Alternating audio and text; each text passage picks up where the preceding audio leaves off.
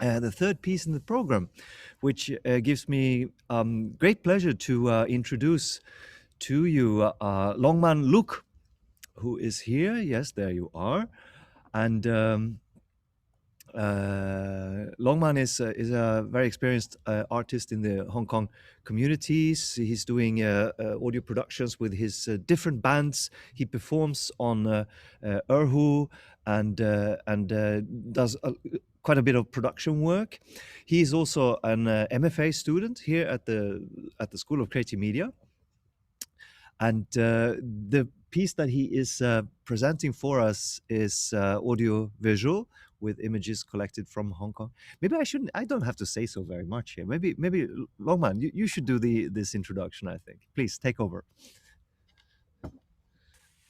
Sure, Magnus. Thank you so much for the introduction. And hello, people. My name is Longman. I'm pursuing my MFA in City University at the moment, and I am going to present a piece to you, and the title is Hong Kong Damn Cold, Really Cold. I guess it's supposed to be pronounced in a somewhat Cantonese accent because, so what is that? Actually, it is a 10-minute generative ambient synth patch I created based on the ambisonic field recording that I made earlier this week.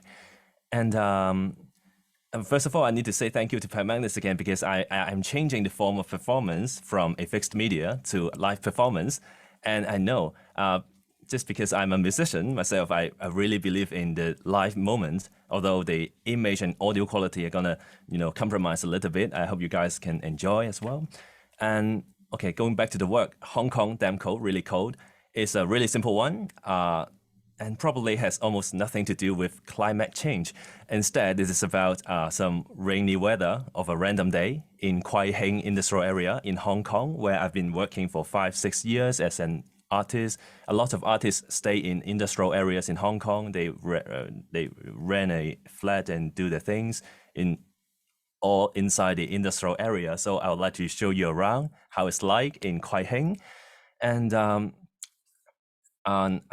I'm going to tell a thing. I'm probably going to start a argument with PM. Like earlier this week, it's really cold in Hong Kong, as low as 8 Celsius degree. No, I hear your brain. Like it's not cold in my country or many places in the world, but no, the kind of coldness in Hong Kong really gets into your bones, and my finger could barely play anything. I mean, the coldness in Hong Kong is really unique.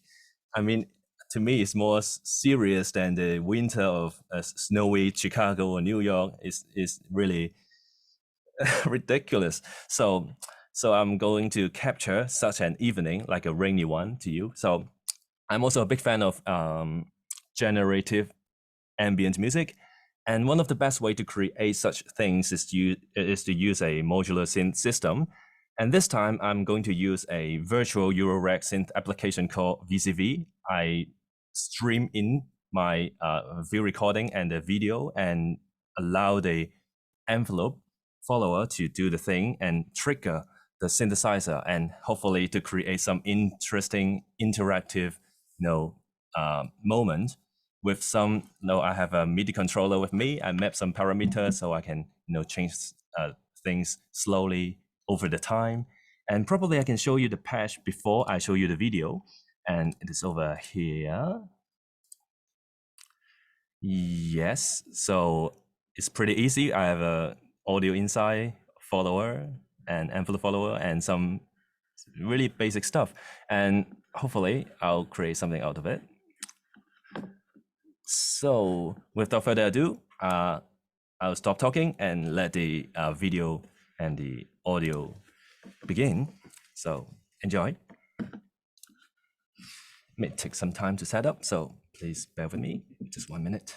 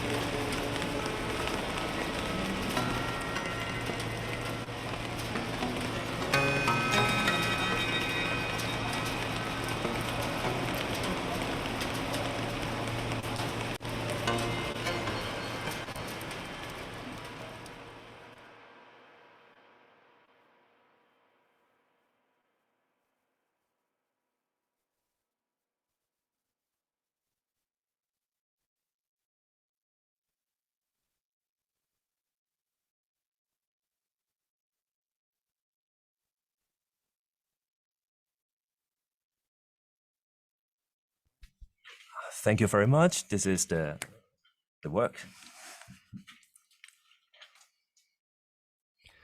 Thank you very much, Longman. That was great. So beautiful. Um, yes, we have heard the three audiovisual pieces, and I would like to invite Duncan. Yes, there you are, and and Longman and Enrico Dorigatti. If you have joined us, please show yourself and be part of this little Q&A with the artists. So we'll take some questions or comments from the audience. Actually, there were a couple already in the chat. Let me see if I can uh, find that. There was um, comments from Lina Simon and Rio Ikeshiro. Are you there? Either of you? Lina is there. Do you want to express that yourself? Comments to Duncan and Miriam, I think. If you can hear me, Lina. Hi, I think, hi Duncan, hi Longman, hi Per Magnus. I think Rio had a question. Rio was the one who posed one, if he's still there. Why don't you read it? He's not. Okay, let me see. Duncan and Miriam. Oh yeah, he's here. Oh, there you are. Rio. Yes, hello. Yes, hi, Duncan. Yeah, thank you for your piece. Yeah, thanks you and Miriam. Yeah, so I wrote the question because I was worried that you would rush off, so I wrote it, before before the end, but I could have just waited until now. So it's good that you are still here. Um, thank you so much for being part of this event and also the exhibition. So yeah, so as you know, currently we have this exhibition which is like here, but which no one is allowed to enter, but it is also playing there as well. And it's also online on our exhibition website. Yeah, so thank you so much for contributing your work here. Yeah, so just to repeat what I said in the chat. Yes, I mean I think it works really well as a techno track, and yes, and sometimes you forget, but it's actually also a piece of data sonification, and I feel that in this case, the simplicity actually really works. So quite often with data sonification examples, it might seem like a compromise, between making the data apparent and actually making it sound good. So let's say, if it's simpler, then it might be easier to hear the data, but it might sound more boring. But in this case, in the case of this techno track, the fact that you can hear it is what makes it better in terms of both communicating the data and also making it, I guess, more apt for this genre. Yeah, and also the backstory is also very nice. It's like yeah, yes, almost it's not, perhaps it's not quite citizen science and it predates citizen science, but yes, some like local historic data that's that also illustrates what we're trying to show.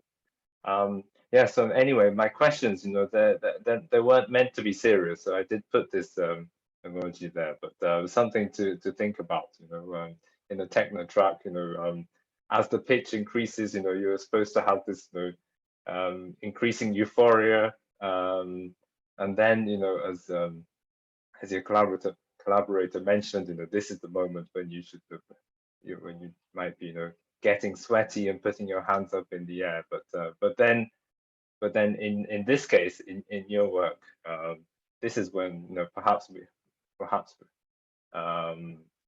like, the realization of the data might be a bit of a downer when you realize what it actually means.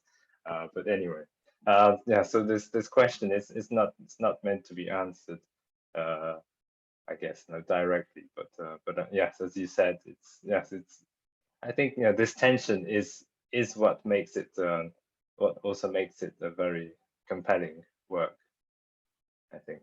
Yeah. So yeah, thank you. Well, thank you so much for the really kind words. Yeah, I mean, there is definitely a tension there. And I think it's kind of interesting that, it starts out as a fairly standard dance track, and it's only really when the siren comes in, like near towards the end, that it really, like, the tone changes a bit and you start to sort of feel a bit weird about it. So I kind of like the way that it sort of takes you on a journey, that it starts out with like, everything is normal, everything is fine. And then suddenly everything is not fine anymore. And that's what we wanted people to feel. But yeah, it was interesting what you were saying about it being a relatively simple piece. We went through several versions of this while we were making it, and definitely the first few versions were not simple. There was like a lot of other stuff mapped on top, but we thought it was just sort of getting in the way, and we just wanted the message to come out more clearly. So we stripped it back and we minimized it, and we were just like, right, what is the clearest message that we can send? Because this was primarily built as a piece of communication, I guess, almost more than a piece of art. But yeah, I think I hope that we created a piece of art in the process. Yeah.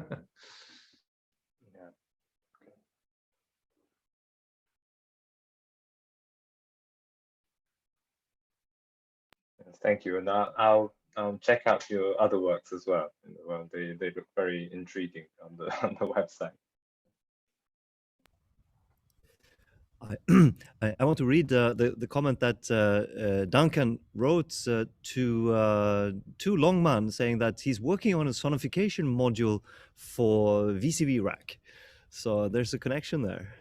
It's super early days, and I need to learn C++ properly first, but I'm going to have a go. So if you send me your email address, then I'll send you a link when it's done. How about that? This is a very good news. I mean, I've been using VCV for quite a while, like just 1 year, but I've been constantly using it to create things. And I don't know, can you tell us more about the tool, or what it does? Or Yeah, I mean, my plan, and I should also emphasize that this does not exist yet. So it's just like what is in my head at the moment. But you would be able to load in a CSV file, and it would convert it into a series of control voltages. So it would basically be kind of a sequencer driven by a CSV file. So then you could send those control voltages to whatever you want. You could send it to pitch through a quantizer, or you could send it to a filter cutoff, or whatever you like, however you want to map those parameters.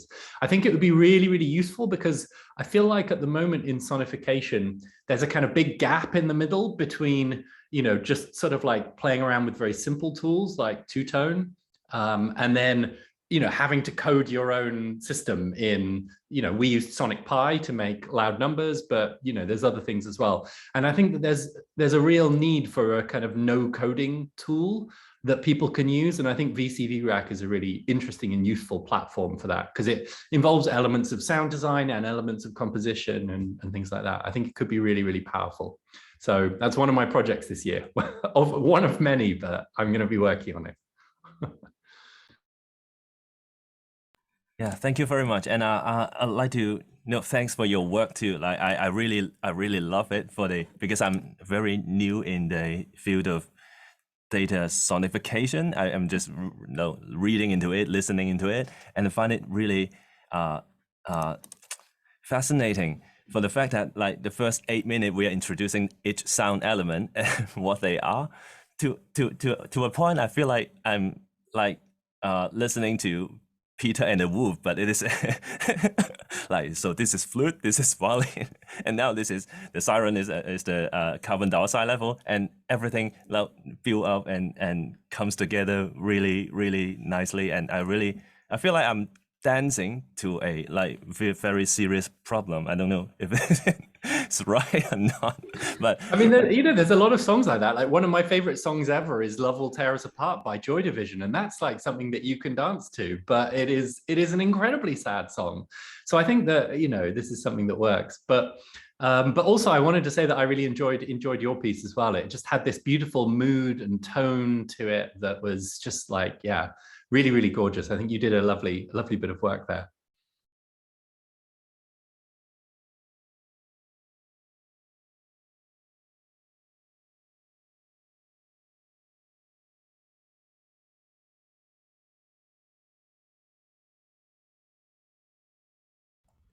Yes, there's several laudatory comments to both all pieces, and I think we had some start of comments there. So from other people who are listening in, please feel free to ask the artists.